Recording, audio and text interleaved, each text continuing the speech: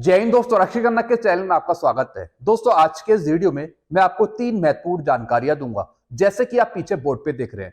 सबसे पहली जानकारी मैं आपको दूंगा एमएससीपी के रूल के बारे में। जी हाँ दोस्तों, मैं आपको प्रमोशन का एक रूल समझाऊंगा जिसके तहत आपको एमएससीपी नहीं मिलती। एक छोटी सी जानकारी दूंगा एमएससीपी पर। अगली जानकारी मैं आपको दूंगा मिनिस्ट्री ऑफ डिफेंस विकलांग सैन्य कर्मियों को अलग अलग टाइप की पेंशन देता है और ये सारी पेंशन डिसेबिलिटी पेंशन के अंतर्गत आती है। जी हाँ दोस्तों, और दोस्तों इसका कंसल्ट होता है सीएमओ से, जो मेडिकल ऑफिसर है उससे इसका कंसल्ट रहता है। जी हाँ दोस्तों, तो दोस्तों कुछ मैं आपको डिसेबिलिटी पेंशन के प्रकार समझाऊंगा कि किस तरीके से आपको डिसेबिलिटी पेंशन मिलती है, और वो भी अलग अलग तरीके से। उसकी भी जांच कराई जाती है सैन्य अधिकारियों द्वारा। तो एक छोटी सी जानकारी मैं आपको दूंगा आगे। अगली जानकारी मैं आपको दूंगा मिनिस्ट्री ऑफ डिफेंस का 7 अगस्त 2003 का लेटर मुझे मिल गया। जी हाँ दोस्तों, मिनिस्ट्री ऑफ डिफेंस का 7 अगस्त 2003 का लेटर मैं आपको समझाऊंगा, दिखाऊंगा, और इसके बेस पर आप एसीपी क्लेम कर पाएंगे। जी हाँ दोस्तों, तो दोस्तों बस यही 3 जानकारियां हैं जो काफी महत्वपूर्ण है आपके लिए, इसलिए इस वीडियो को आप शुरू से लेकर आखिरी तक देखेगा। वीडियो में आगे बढ़ने से पहले एक छोटी सी अपील कर रहा हूं, अगर आप पहली बार मेरा चैनल देख रहे हैं या फिर ये वीडियो देख रहे हैं तो आप मेरा चैनल सब्सक्राइब भी कर सकते हैं, जिसका नाम है रक्षित खन्ना, क्योंकि ऐसी जानकारियां, सही जानकारियां आपको मिलती रहती है इस चैनल के माध्यम से। चलते हैं दोस्तों, आगे बढ़ते हैं। सबसे पहली जानकारी है एमएससीपी का रूल।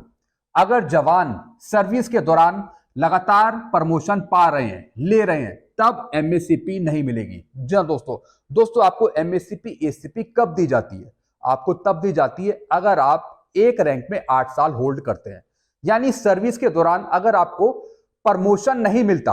जी हाँ दोस्तों, अगर आपको सर्विस के दौरान लगातार कोई प्रमोशन नहीं मिल रहा, तब दोस्तों आपको एमएससीपी ग्रांट करी जाती है, वो भी रूल्स के अंतर्गत।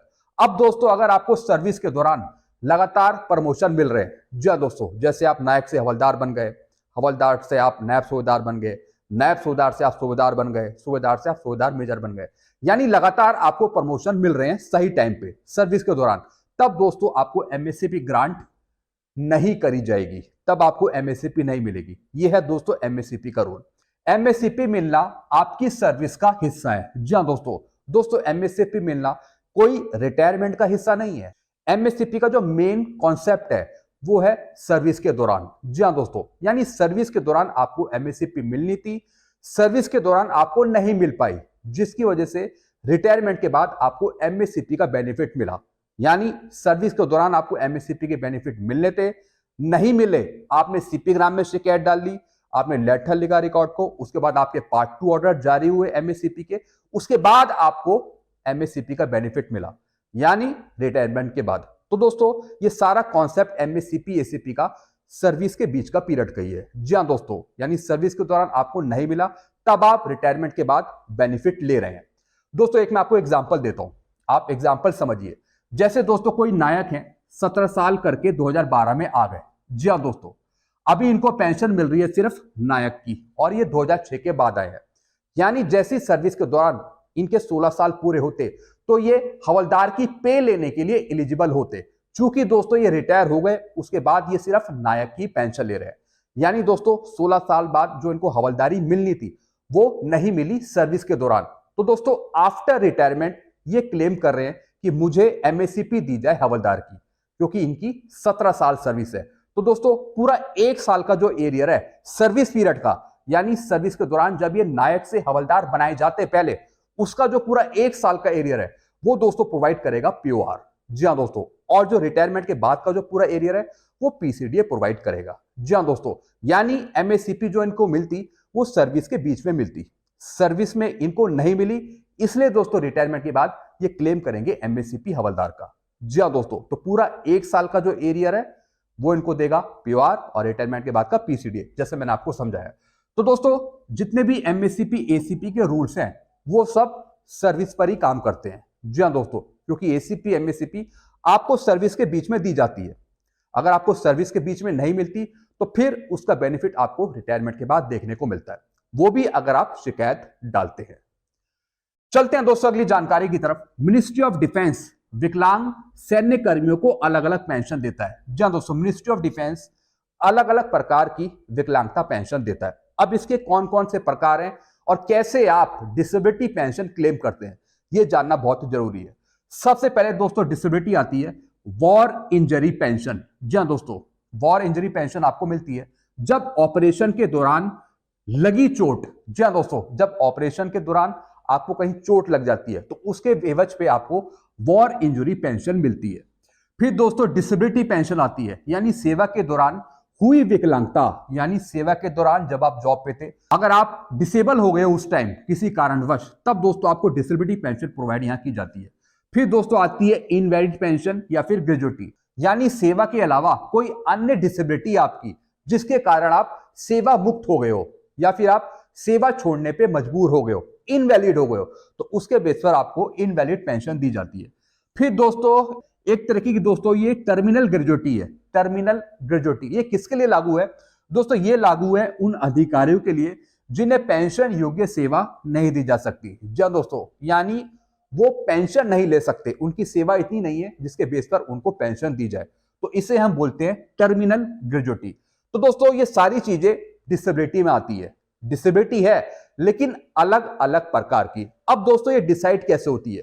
दोस्तों अगर आपकी इनमें से कोई डिसेबिलिटी है तो इसकी भी जांच करी जाती है, इसकी भी अधिकारियों द्वारा जांच करी जाती है कि आपकी किस तरीके की मेडिकल कैटेगरी है, किस कैटेगरी में आप आते हैं।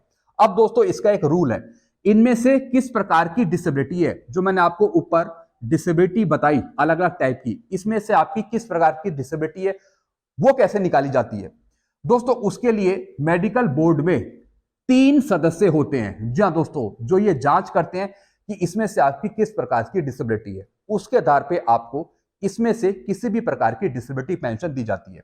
यानी दोस्तों मेडिकल बोर्ड में 3 सदस्य होते हैं जो सशस्त्र बलों के मामलों का निर्णय करते हैं। जी हाँ दोस्तों, पूर्व सैनिकों की झूठी रिपोर्ट ना बने, मेडिकल ऑफिसर के द्वारा इसकी भी जांच करी जाती है उच्च अधिकारियों द्वारा। जी हाँ दोस्तों सीएमओ तो आपकी रिपोर्ट बना देता है, सीएमओ तो आपकी रिपोर्ट बना देता है, लेकिन दोस्तों कुछ घपलेबाजी ना हो, कोई झूठी रिपोर्ट ना बन जाए, इसके लिए दोस्तों उच्च अधिकारियों द्वारा इसकी भी जांच करी जाती है कि जो रिपोर्ट बनाई जा रही है वो सही है या गलत है। तब दोस्तों आपकी इसमें से मेडिकल कैटेगरी चुनी जाती है, उसके बेस पर आपको फिर उसकी पेंशन दी जाती है।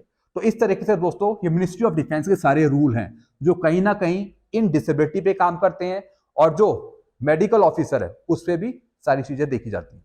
चलते हैं दोस्तों अगली जानकारी की तरफ। मिनिस्ट्री ऑफ डिफेंस का 7 अगस्त 2003 का लेटर मिल गया एसीपी लेने के लिए, कार्रवाई करें। जी हाँ दोस्तों मेरे को 7 अगस्त 2003 का एक लेटर मिला है मिनिस्ट्री ऑफ डिफेंस का, और ये लेटर है एसीपी लेने का।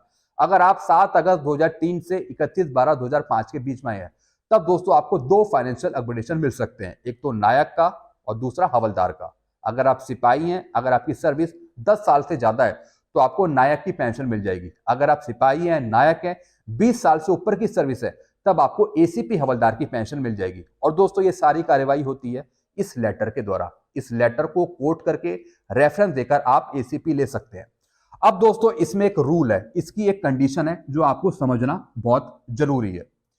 If 2 regular promotion already granted during the 20 years of service, no ACP is admissible। जी हाँ दोस्तों अगर 20 साल की सर्विस में, जो आपकी एंटायर सर्विस है 20 साल की, अगर उसमें आपने 2 रेगुलर प्रमोशन ले लिए तो फिर आपको एसीपी नहीं मिलेगी। जी हाँ दोस्तों, जैसे दोस्तों आपकी टोटल सर्विस है 20 साल, और अगर आपने नायक का भी प्रमोशन ले लिया या फिर हवलदार का भी प्रमोशन ले लिया, तब दोस्तों आपको कोई एसीपी नहीं मिलेगी। यानी 20 साल की सर्विस में अगर आप 2 प्रमोशन ले लेते हैं, कोई भी प्रमोशन लेते हैं, उसके बेस पर आपको एसीपी नहीं मिलती। और दोस्तों यही सेम रूल एमएससीपी पर भी लागू होता है। बिल्कुल दोस्तों, अगर आप सर्विस के बीच में लगातार रेगुलर प्रमोशन पा रहे हैं तो दोस्तों फिर आपको एमएससीपी नहीं मिलती।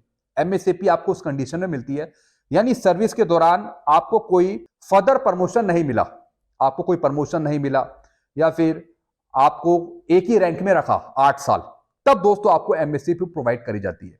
ऐसे दोस्तों एसीपी का भी रूल है, यानी सर्विस के बीच में आपको कोई प्रमोशन नहीं मिला, आप एक ही रैंक में 10 साल रहे हैं या फिर 20 साल रहे हैं, तो दोस्तों फिर आपको फर्दर एसीपी दी जा सकती है। यानी सर्विस के बीच में आपको कोई प्रमोशन नहीं मिला, तब दोस्तों आपको एमएससीपी या फिर एसीपी प्रोवाइड की जा सकती है। तो दोस्तों इस तरीके से कंडीशन काम करती है। आई होप सारे रूल्स आप अच्छे से समझ गए होंगे।